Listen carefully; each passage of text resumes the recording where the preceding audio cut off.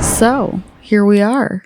Here we are. Hi, Rachel. Hi, Sophia. Today we're talking about regulation. Regulation meaning getting your emotions to a even state, right? So if you picture your emotions as an ocean, if you're regulating your ocean, you want it to be calm, cool waves, right? And not the big white caps that are making shipwrecks. Are you ready for your Eloise story? I'm always ready for an Eloise story. Okay. All right.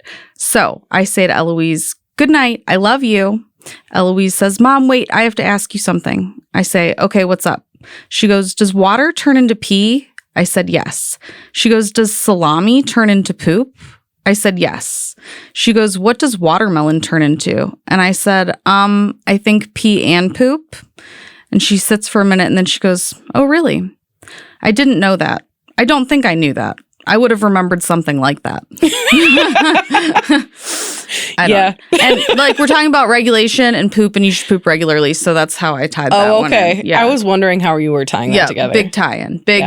Big circle rack, round. Yes. Okay. Here we are. Okay. So in talking about regulation, I know I started this with talking about the ocean, but I'm changing it to traffic lights. Wait, okay. Is the red on the top or the bottom? I don't know. I think the red's on the top. Here's my metaphor. You have 3 states of brain regulation, right? Mm-hmm. The green being the goal, where you're regulated. Your emotions are cool and calm. You're in control of yourself. You're not freaking out, for lack of a better term. Stress-free Sally, yeah. Stress-free Sally. Okay. Then you have the yellow light, and I'm calling this emotional brain. When you are asking yourself the question, am I loved? You might be verbally aggressive. You might be avoidant or, being passive aggressive. These are... Nervous Nelly. Sure. Yeah. Nervous and Nelly. then we have red light. Freak out Fred. All right. Yeah. Yeah. When you are in fight or flight. Yep. Right? You are asking the question, am I safe? Mm-hmm. You might be uncontrollably crying. You might be, wailing your fists on the ground or throwing blocks across the room or, yeah.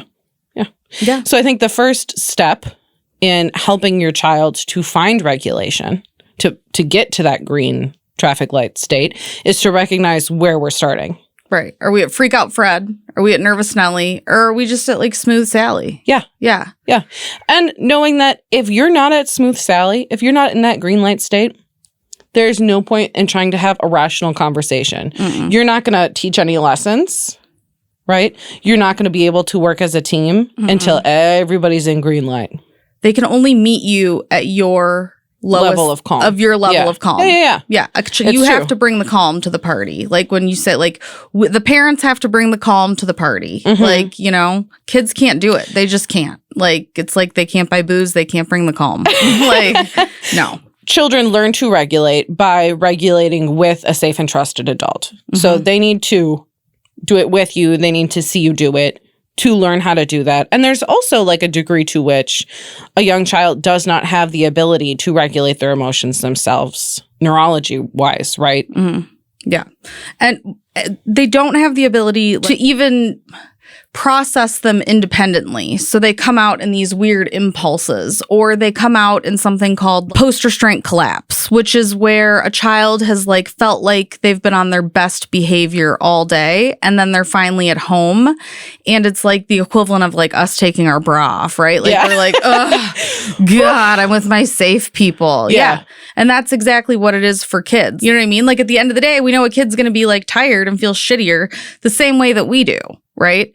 So, and also there's a lot of kids that, and if this is your kid, it doesn't mean you're doing anything wrong, that live in Nervous Nelly.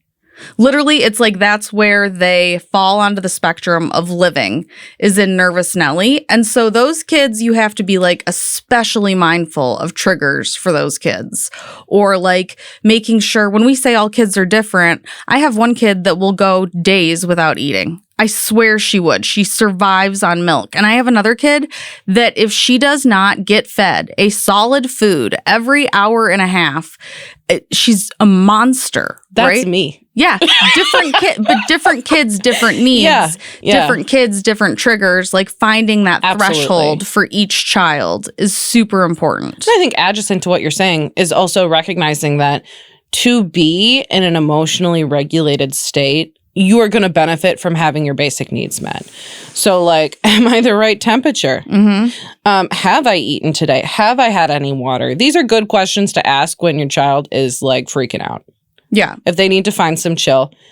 Because, you know, like I know I'm the same way. If I am too hot, if I am wearing something itchy, if I am dehydrated, I'm kind of a bitch, man. When I was in grad school, they gave us this acronym and I love it. It's HALT. So are they hungry, anxious, lonely, or tired?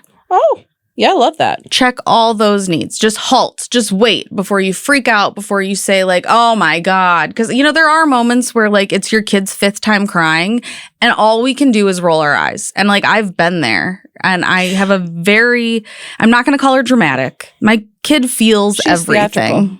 Yeah, she is. She's hypersensitive, hyper aware, but it comes out in that she's like that way of other people's feelings too. Like she will feel a shift in a room. She's such an empath. She is. Yeah. That also comes like hand in hand with I have like a daughter that cries a lot and feels a lot of things and has to get a lot of feelings out a lot. And we have a lot of crying that like needs to happen. Her question is often, am I loved? Yes. Yeah. And yes. And I have to remind myself, like, I need a lot of the same affirmations. I need people to tell me the same thing multiple times. That's anxiety. So she gets that for me. And I used to feel really guilty about that because I thought, like, oh my God, like, this is anxiety. Her needing to be reaffirmed. This is me. This comes from me.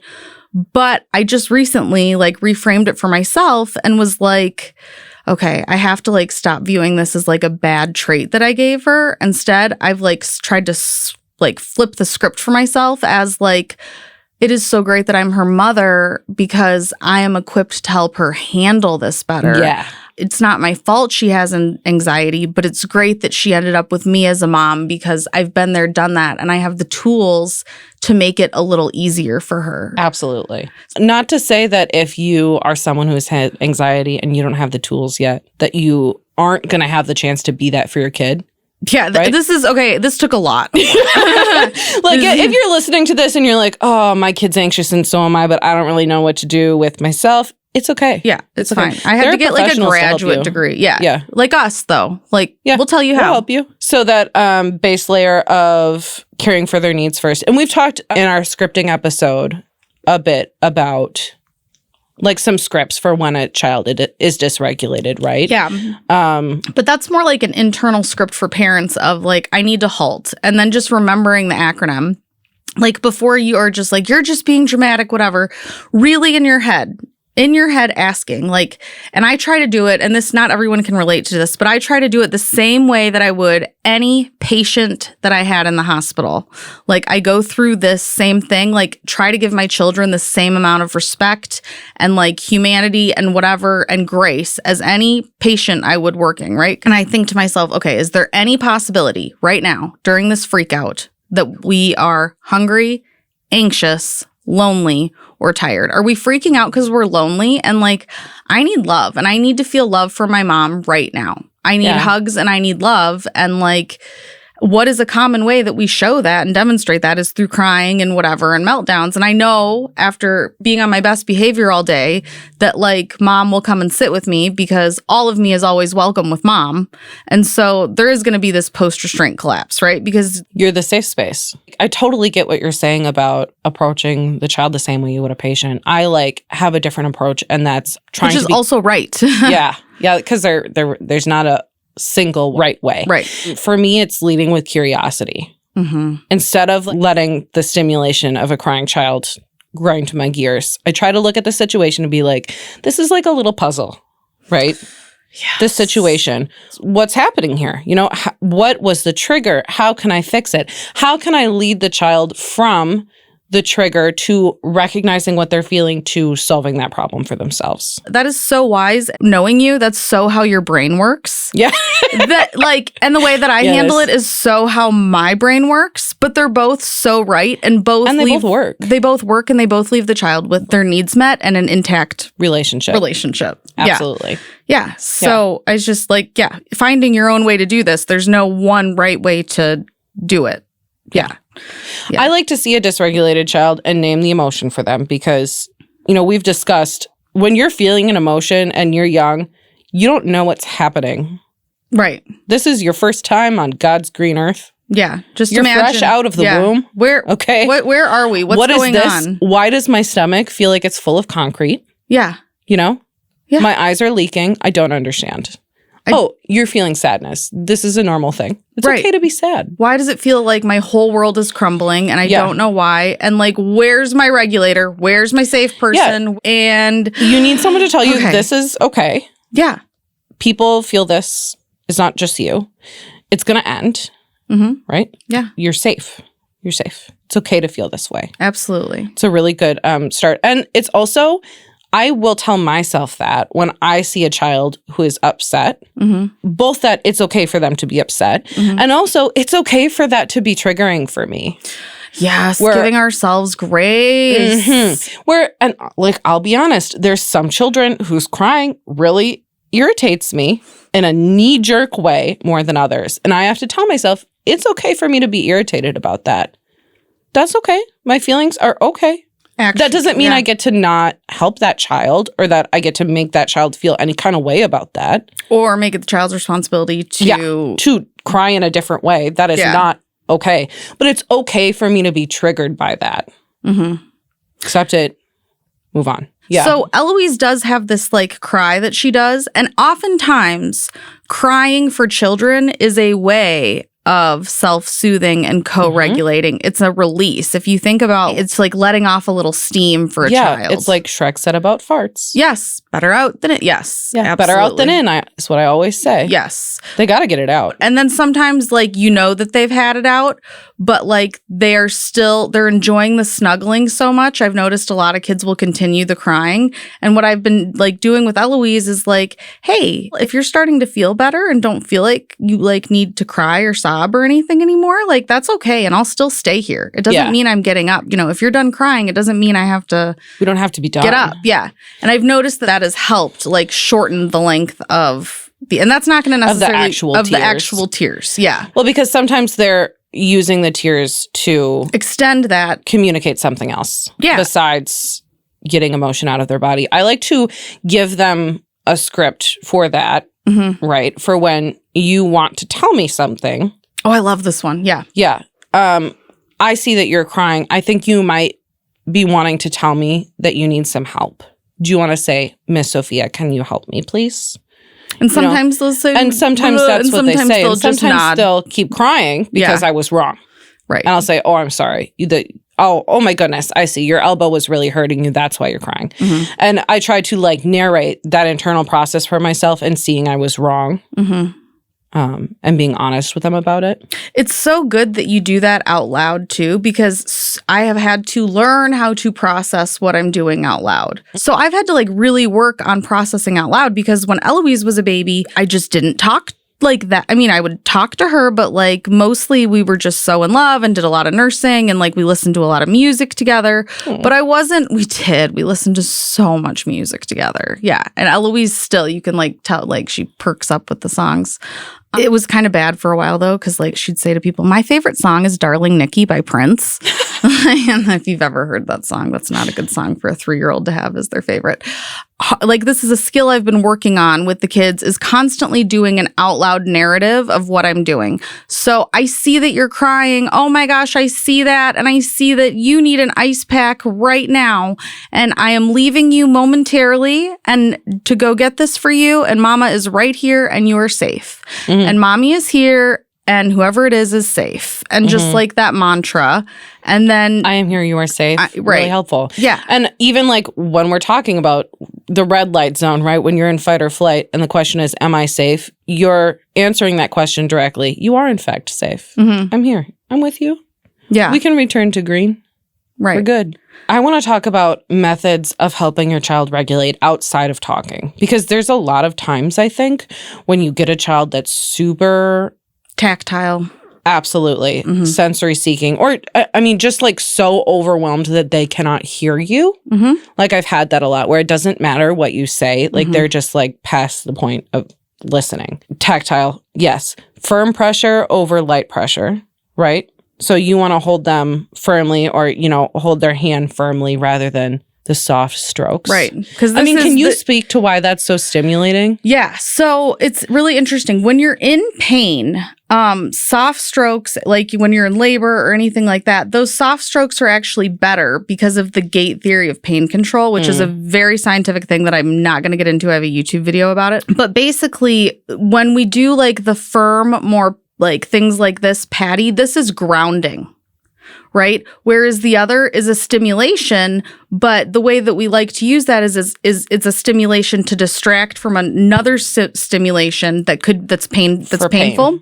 Yeah. But it's also a stimulation. So it's one stimulation distracting from another, whereas like that other is grounding. Because if you're too stimulated, you know. And that's a lot of times what's happening. When you have a child who's like dysregulated, they're overstimulated. Right. So if my kids don't feel good, I do back tickles. Or if they're going to sleep, I do back tickles.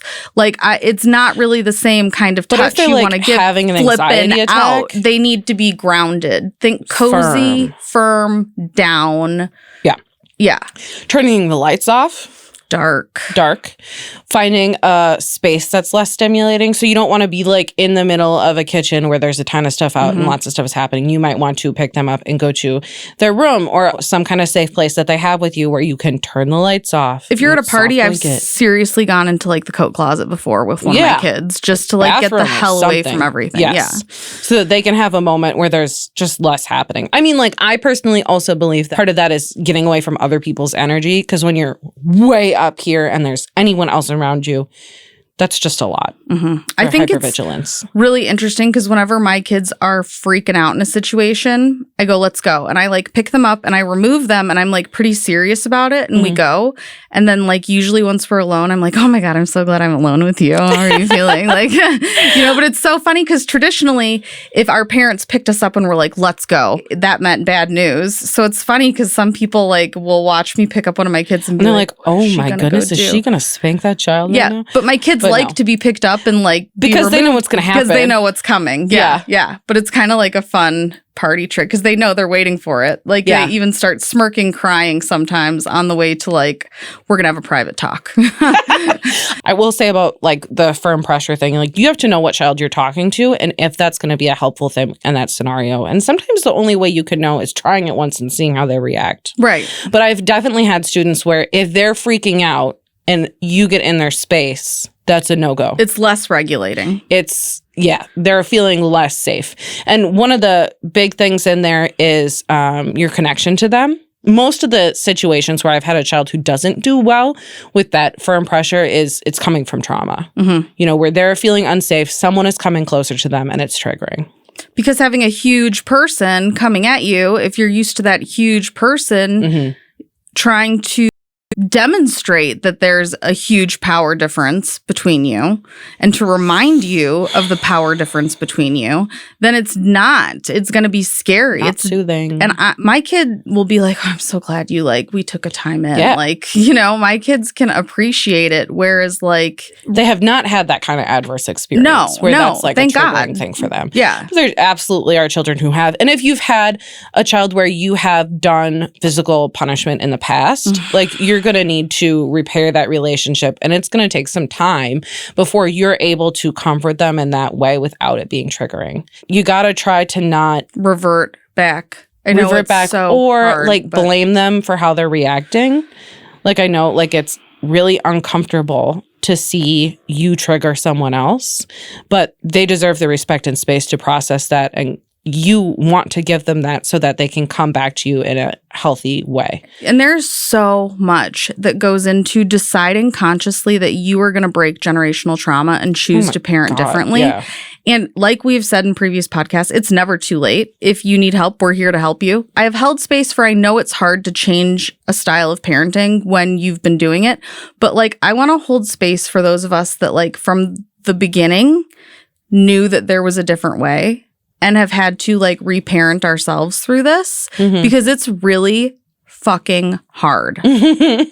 It's really, really fucking hard. Is. And from the day that Eloise was born, from way before she was even born, from like the moment it really like dawned on me, like I have this person. It's like, I remember it was like a conscious thing. I looked down like at my belly and I knew I was having a girl and it was enough. And I remember like putting my hands on my belly and like promising Eloise. I remember being like, I will never lay an unloving hand on you. Like, I promise you. And I never have.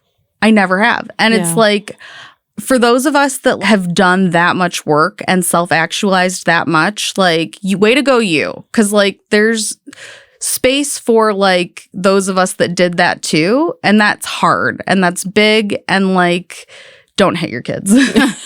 We all get there in our own time, right? Yes. Hopefully. Yeah. Hopefully. Yeah, we hope. Yeah. Yeah. So I just want to give a couple of other quick tips. Give them. For a child who is like super dysregulated. Yep. Playful energy can be really, really helpful.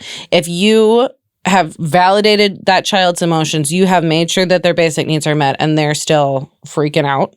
Something you might try is genuinely like picking up a toy and being like goofy. Like if your child loves cars, you pick up a car and you go vroom, and you make a noise and you drive, over the table in front of them. And it's an invitation to play. It's an invitation to try stepping into another. Your invitation to play is really, it's good. It's really good. We like have such like, make all the potty jokes at our house. So you did like a good potty free one.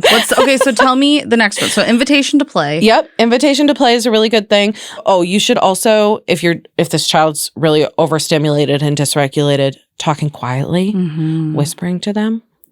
Sometimes I can be like, I have a secret. Can I tell you my secret? Yeah. And then they'll come and they'll say, what? And I'll say, I just love butterflies. Eloise has told me that secret. She must have gotten it from you. Yeah. And it's just like, it's also like kind of like a playful break, right? But it asks them to attune carefully to what they're hearing. And I think there's something about that helps them feel embodied, helps bring them back into themselves. I love that. And I think that looks different. Like, I know I've talked a lot about myself, but it looks different with every family. So Absolutely. And with every group. So like Sophia said, she tells the secrets, like the secret, like I love butterflies. Like some random. Right. I like always whisper in my kid's ear, like, do you think this so-and-so farted? Like, I don't know. And that's the humor that works for your family. And you have kids who are really good about knowing when it is and it is not appropriate to talk about that. Because my kids like to tell me that that's not appropriate. So like, I don't know. Which is really good at like setting boundaries. Mom, I don't like that talk around me. Like, you're right. Being an appropriate mom. Yeah, for real. Honestly, don't. Okay, playful energy. Yep, playful energy. The other thing I would say is gross motor can be really helpful for a child who is dysregulated. Running. Explain gross motor. Gross motor, so I'm talking about big physical movements. I think I would say something about that is embodying, right? You're giving them a chance to bring themselves back into their body and your body looks like it wants to move. Yeah. Your body looks like it wants to move. Sometimes when I'm feeling really upset, I like to go for a walk, right? I'll narrate to a child what I might do in their shoes. Or I've talked about, pushing the wall. It's a great thing. Oh, when I'm really mad, I like to push the wall. That just makes me feel better. I push it as hard as I can. Can you push the wall over? Or squeezing the pillow as hard as you can. Or going outside and playing basketball or whatever your child loves, going down the slide. Anything, yeah. Any big body movement, really super helpful. There's about 1 million tips and tricks on how to help a child come down from a tantrum. Okay, should we take one question? Let's take one question. Okay. Since we get carried away otherwise. We do, yeah. Let's do one listener. Okay. Can I read you one? Question. Yeah, read me one. Okay. Emily from Texas. Ooh. My 5-year-old Sophia, it's not me, and 7-year-old Liam fight a lot. I have tried leaving them to work it out themselves, but they hit each other. I'm exhausted and they're really loud. What would Rachel do? I I would channel my Miss Sophia and I would be like, it's hard. Ugh. So one kid's hitting the other kid? She didn't specify, I don't think. Or they're just hitting each other? She's got siblings bickering. Siblings bickering. I would leave them to work it out as much as possible. As much as possible. Unless we're hitting or saying, unless it's unsafe or unkind. They are hitting. Which is. I feel like, this is my own experience. My mom left me and my sister to like, quote unquote, work it out. And that was never going to work because of the developmental phase the both of us were at and our personalities and the fact that we didn't have the skills to work it out. She was basically asking us to come up with, my mom is amazing. I love you, Mom. But she was asking us to come up with the strategies for conflict resolution. Absolutely. That were not developmentally at 7, and that wasn't going to happen. No. Like, I think what my advice would be to listen with curiosity to your children's conflict and try to get to the core of, okay, what is a basic part of what they're talking about that they're missing, in their relationships with each other. I think that I want to rephrase how I said that and that I sit back and watch until kind of like Sophia's thing, is it safe, is it kind? I sit back until the point of seeing something that's unsafe or unkind in terms of their own resolutions. As soon as I see that something's become unsafe, and by unsafe, it can also mean like someone's that's the bigger one's trying to yield power over, or even the little one is feeling powerless. And so her only way of doing that is like acting out physically or whatever. That even falls into unsafe. But I have seen the girls kind of resolve things and how they want to play with things a little bit together where I haven't had to step in. And then I've been grateful that I've that you waited. Part of that though is that Eloise absolutely has learned those skills. You're right. And for 2 kids that haven't learned the skills, I guess, how do you kind of guide and coach and navigate through that? I think that a great place to start there is sharing, right? I think that that's a really huge root of conflict between siblings is how to share. I think we both believe that sharing should never be forced. So each child needs to feel secure that while they're using something, they can use it until they're done with it. Think about it like if I was reading a book, right? And my husband came over and said, I want that book. I don't have to just give him the book. He doesn't get to just take the book from me. I could say, oh, you can read it when I'm all done. Yeah. Right? When I'm done with the book, you can use it. Yeah. And then what he gets to say is, oh, okay, let me know when you're done. And that's the exact setup we want to give kids for sharing. I want, your son, Liam, to come up to your daughter, Sophia, and say,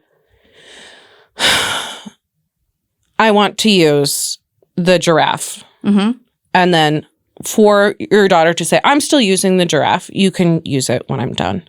And have Liam say, oh, okay. Yeah. Sounds good. That's it like happens, and they do. And they do it. They really do it.